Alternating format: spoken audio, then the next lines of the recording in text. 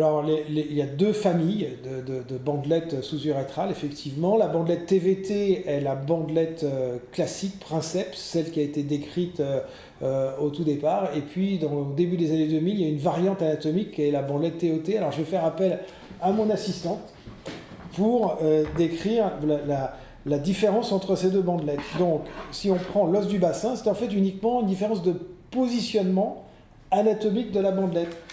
La bandelette TVT, dite bandelette rétropubienne, est une bandelette qui va passer, vous avez ici le bassin, la vessie occupe l'espace qui se trouve là, en arrière de la symphyse pubienne, et puis vous avez ici ce qu'on appelle les trous obturateurs.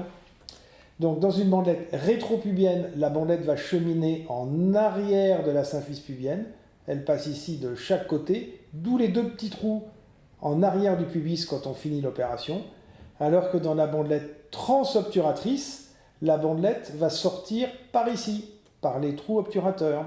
Elle est beaucoup plus à plat, elle vient sortir ici de chaque côté dans les trous obturateurs, d'où les cicatrices sur la peau à la racine des cuisses, puisque les jambes partent ici de chaque côté. Donc deux orifices cutanés à la racine des cuisses.